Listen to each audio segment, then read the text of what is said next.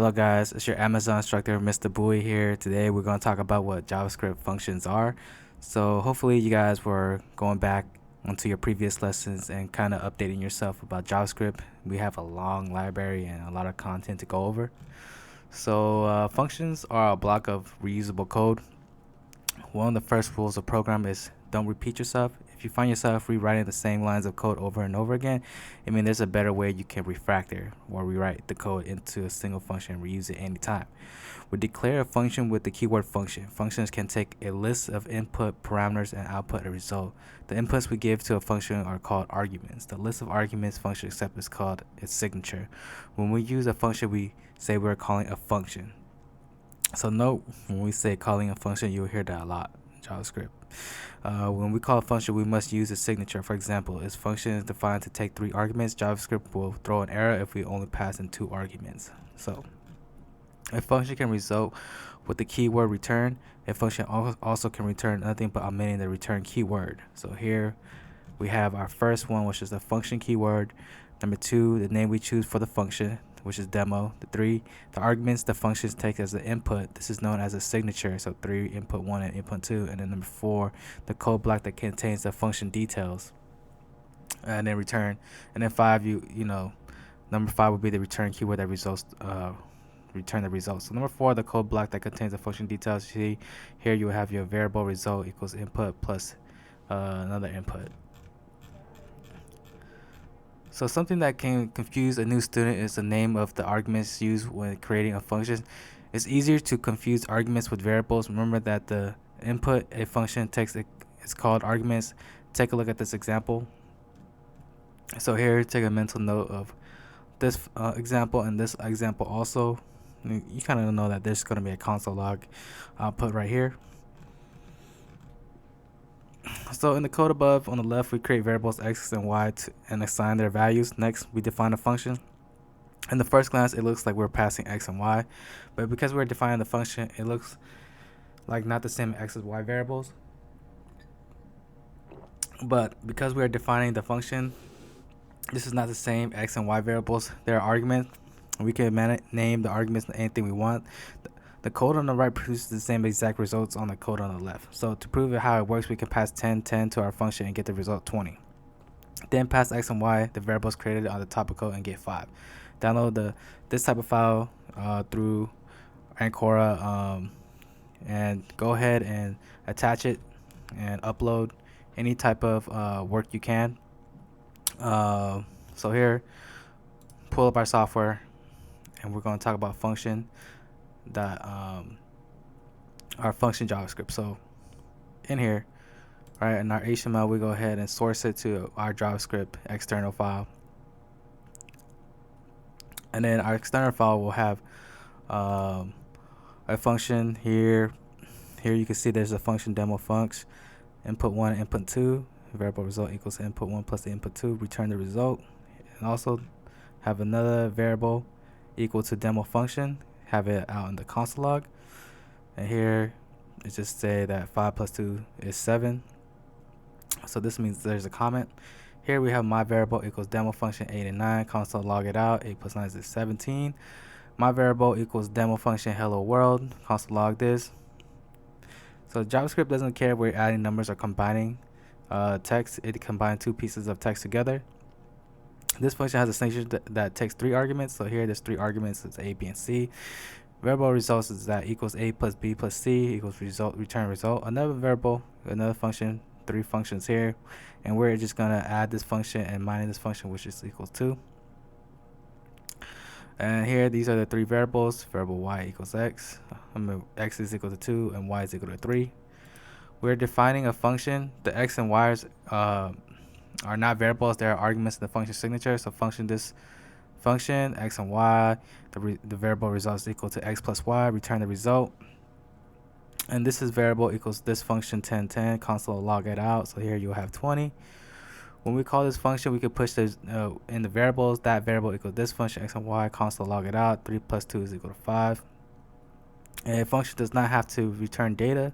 As a result, we omit the return here. And it's undefined because there's nothing was returned at this part right here. So nothing here that there was any type of thing to be returned. So we go ahead and um, open up the file.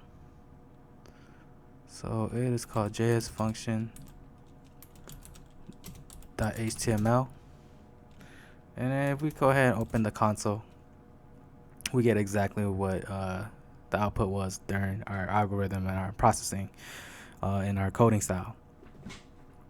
So here you have your hello world. You will have some of your outputs that you're coding, your type of way that you're putting 4 plus 3 equals 7, 10 plus 7, things like that. Go ahead and minus some of them. You could add some of those operators and return a undefined value. So let's go ahead and jump onto 8.2.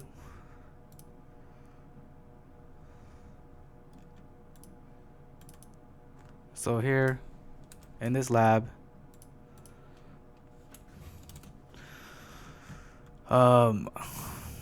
we're still talking about JavaScript functions. Before starting the lab, review some terminology. Remember that a function is a reusable block of code with name. A function can take arguments as input and return results as output. When we use a function, we say we are calling a function. If a function requires input arguments, we say we are passing in some data to the function. We could pass in variables, constants, or hard-coded values. So number one, create a function called myFirstFunction. Go ahead and print the hello world onto the console. It doesn't need to return anything. Number two, create a function called addNumbers. It should take two numbers as arguments. It should add two numbers together. It should return the result. Number three, call addNumbers and pass it to the values of these 6487 and 9652. Print the results to the console. Number four, create a function called sayHello. It should take in this the name of the person as an argument. It should return a string that says hello to the name of the person. I'm JavaScript. You could do something else in those type of strings. Number five, call the sayHello and pass it to your name. Print the result to the console. So for that lesson, we go ahead and we call it JavaScript function, and also our built-in functions. So this is the lab for 8.2. So our lab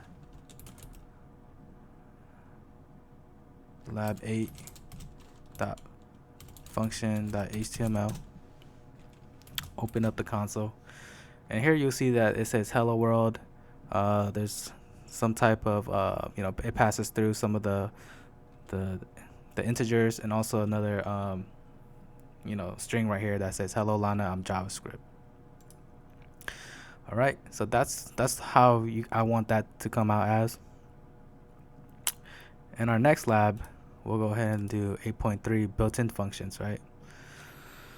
So in our JavaScript built-in function, now that you understand you can create your own functions, we need to look at built-in functions. A built-in function is a function that is built into every JavaScript primitive data type. You don't have to write them. The creator of JavaScript have made them for you. And they live inside of every string, number, and boolean and variable we work with so far. We also call them methods. And any function that exists inside the JavaScript primitive or object, we call it method. So this terminology could be confusing. Functions and methods are pretty much the same thing. The only difference is that a function exists alone and it's not attached to any data object.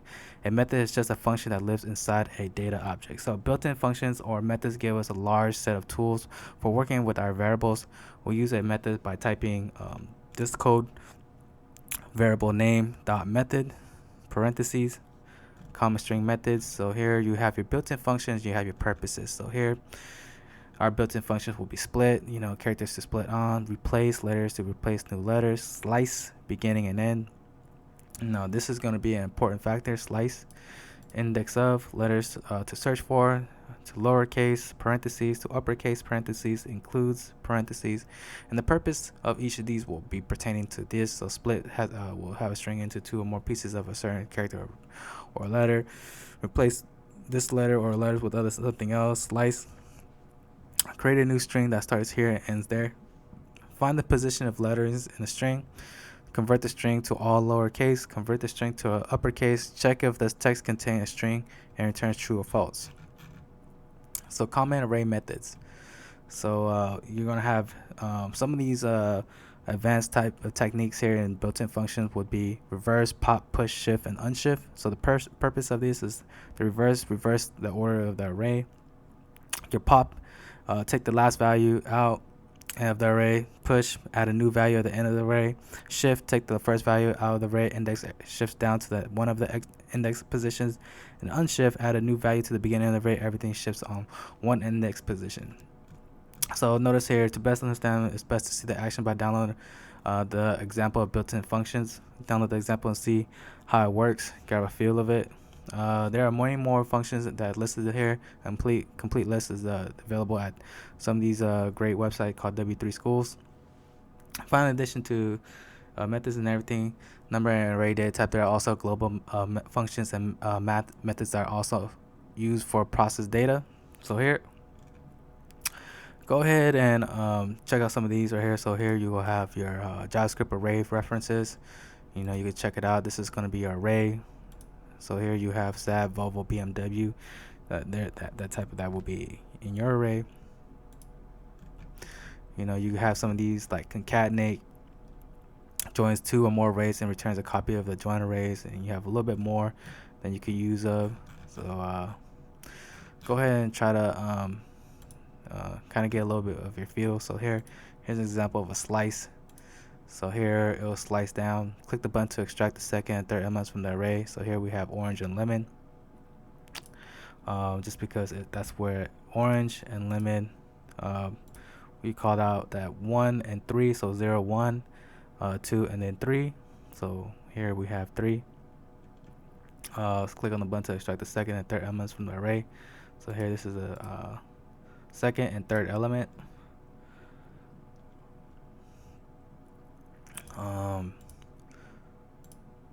So that right there is going to be for lab 8.2. Let's go ahead and jump over to 8.3. Oh, we're on 8.3. So here there's another thing called object strings. Here you guys can check out JavaScript Strings, run it, and here you'll have your string of Volvo. You know, this is the type of your strings. Car name right here, double quotes, single quotes. Notice that you could use both double quotes and single quotes. You know, other things like use the slice a string. Go ahead and try yourself. You know, here click on the button to display the extracted part of a string, and then here you have a button on click, and then this right here have a variable string called hello world, variable res string dot slice dot 0 and 5. You go ahead and get the element ID, res, and then there you go. It pops out hello.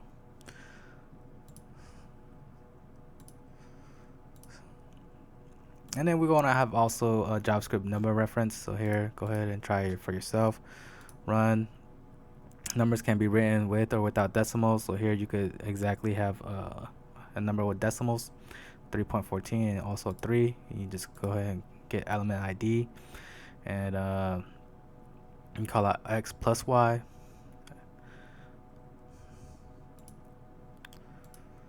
And that's going to be 8.3. So now we're going to talk about JavaScript variable scope. So here, variables have scope. Scope defines which sections of the script the variable may be used in. So our first is global scope. When a variable has global scope, it can be reused everywhere. To give a variable global scope, create it outside of any function or code blocks. The next scope is function scope. A function scope is a very small lines of reusable code and is created with the function keyword. When a variable has a function scope, it can only be used inside of the function. So the variable does not exist and cannot be used outside of the function it is created in. To give a variable function scope created in the inside of the function, our next scope is a block scope. A code block is enclosed inside this curly brackets. Variable and let act differently here. Variable ignores code blocks. Let does not. This means the variable created in a code block can be reused outside of it. Variable created cannot be let with let cannot. So this is extra with an example. Look at the let tutorial on W3 School to see the example how the variable behaves. So here you go ahead and open this out and just test it out and see how it behaves. So here you have your JavaScript scope, your headings, things that your script card, variable car name is volume. You have a function, get element ID. I can display car name. So here it displays the Volvo. because that's where it has. So that's just a little bit of and then you have a function scope.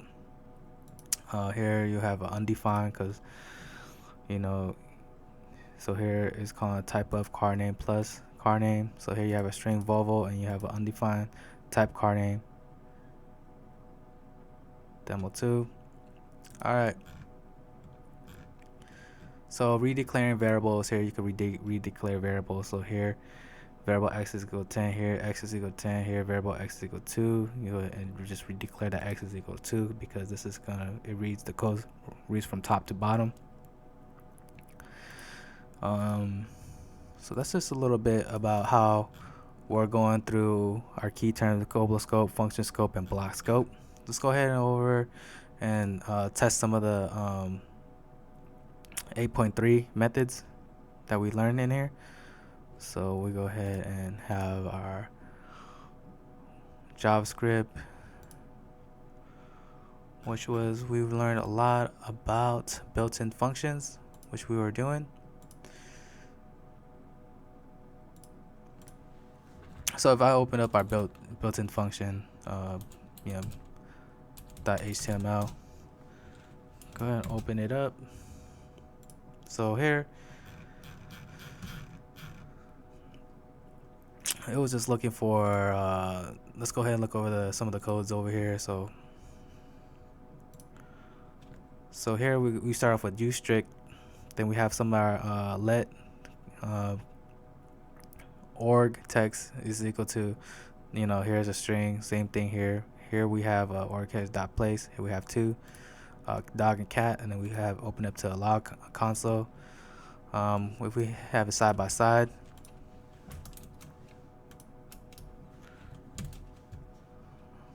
so here the fox, the brown fox jump over the window. Dog, you have a dog and a cat inside. Go ahead, log as a new text, index of b. So here kind of notice that b is a fourth index value. Indexes that start to 0 at 1, not at 1. Start at 0, not at 1. T is equal to 0, h is equal to 1, e is equal to 2, space is equal to 3, b is equal to 4. So let where is over equal org text equal index is over, console log it out. The text over is over at the 21st index of the string. Here we can have let my slice equal org slice dot slice dot 49, console log my slice. We can slice out the text brown by slicing the index 4 to 9. Slice does not take the ending index, it stops one index before. So here you guys can see that sliced out. Let the word split. Here we split the text on each of the space here, and on our left with an array of words. Reverse example, here we can have a reverse example. Real world example, the function checks for spam by checking the certain words that are in the text. So here you have function check spam stringer. Let lower string equals string dot to lowercase. Here return any type of string you guys want. Here you guys have a little bit more of freedom of going around. So that's going to be about your built-in functions.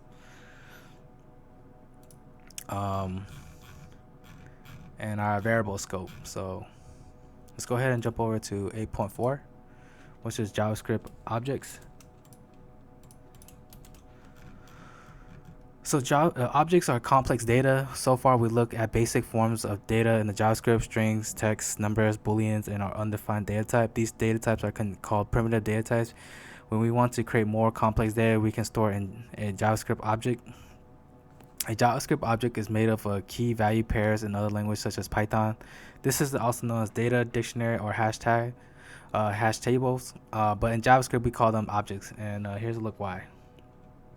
So here you have your key name, you have your value, key name again, value, and then it's repetitive. Here's a below example of a great representation data about car.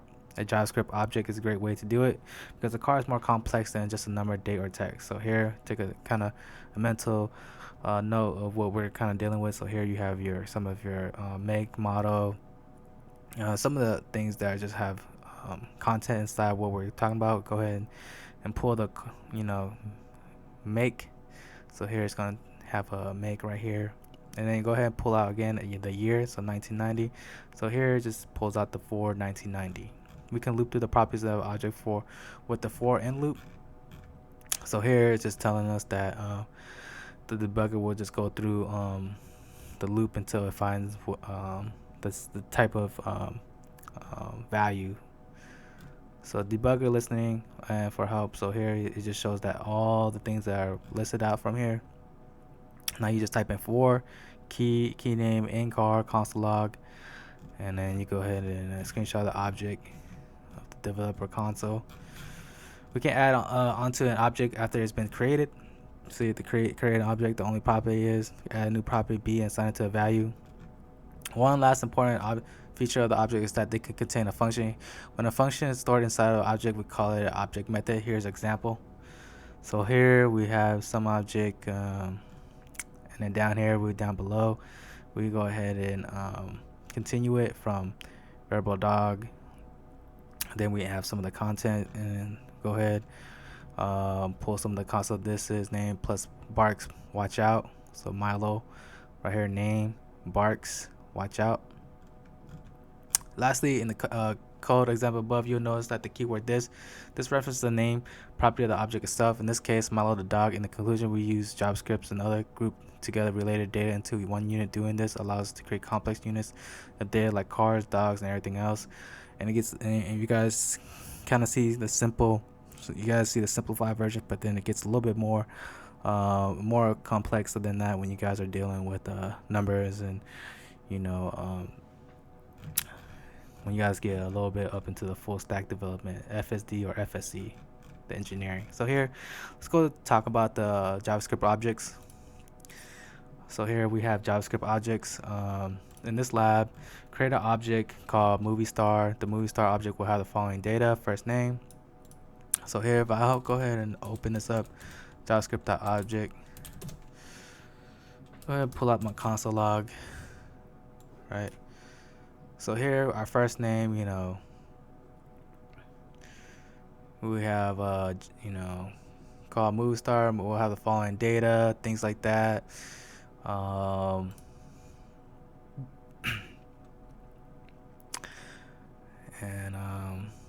Create an object movie called the following day, movie year, and year release, movie star. Go ahead and do that also. So we have some of the objects that we have here. So let's go look in some of the things like that. So we go to objects. Here, first name Johnny Bravo, birthday, let movie, awesome movie, console star. Go ahead, you can console log it out, and it'll just tell you that Johnny Bravo says selling the blow. You guys can get more in depth with the JavaScript consoles, but other than that, you would just kind of see behind that this is what JavaScript is pertaining to. So if I really wanted to, I could go ahead and make a console log of everything else outside of his birthday and stuff like that. So here you have his birthday, his name. You could pull out a little bit more in details of his characteristics and his attributes. So that's going to be about 8.4. Let's go ahead and go over to 8.5, and this is going to talk about if and switch statements. So this is a little bit more into the simple logic, and sometimes we want to use a block of code to only run depending on the situation. The if statement allows to provide a condition, and the if condition is met, the block of code in the if statement can be executed. If the condition is not met or not true, the code block will be skipped. So here, go ahead and take a minute to note that we go ahead and begin with use strict, let sky equal to blue, and then down here we have our if statement. If sky is actually blue, console log the sky is blue during the day. So now this is if not this sky is blue. Let's say the sky is black, then we go ahead and run the statement that the sky is black. Then if this is not this or this, then we go ahead and have a exit loop that just says that something went wrong. Here's an error.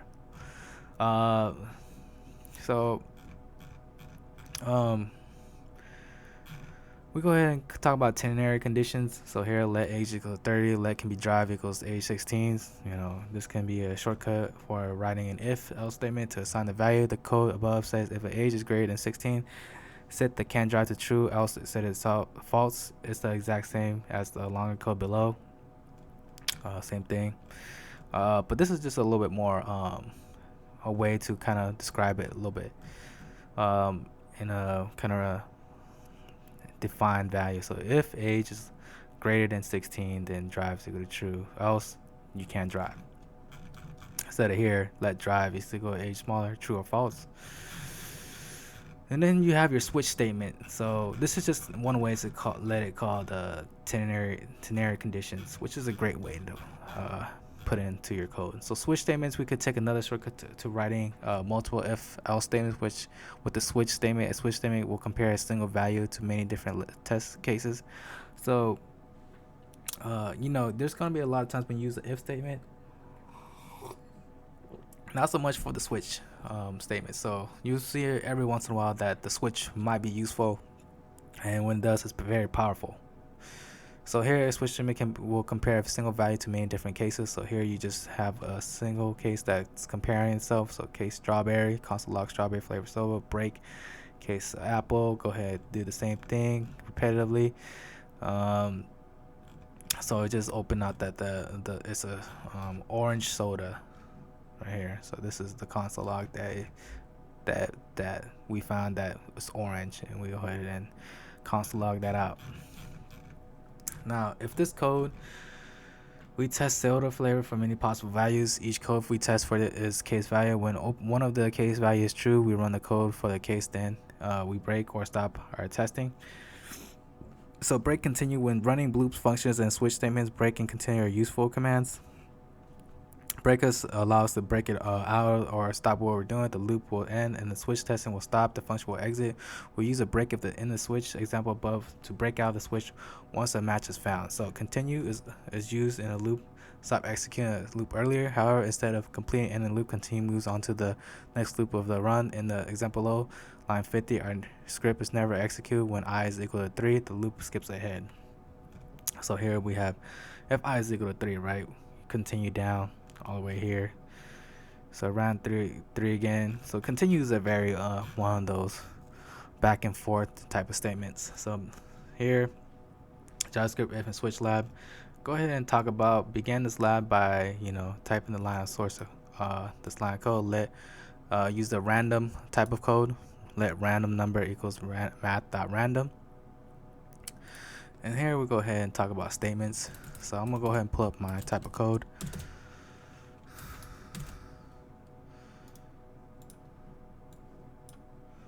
Have a console log. So here, create a function called coin flip. This will create a random number.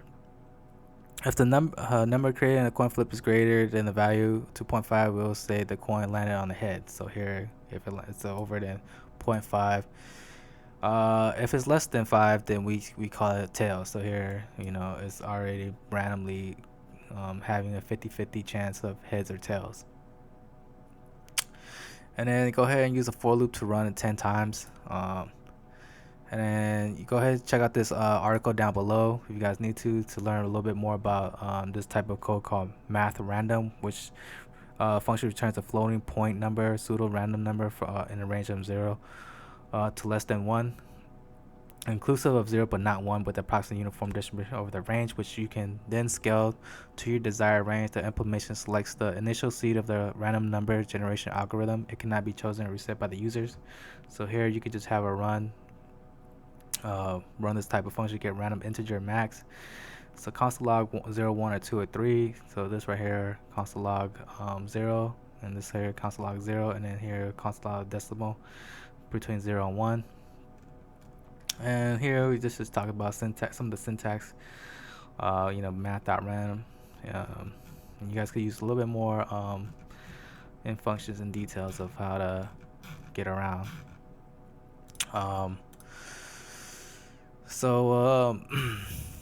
Go ahead and create an array called years. The array should have these values.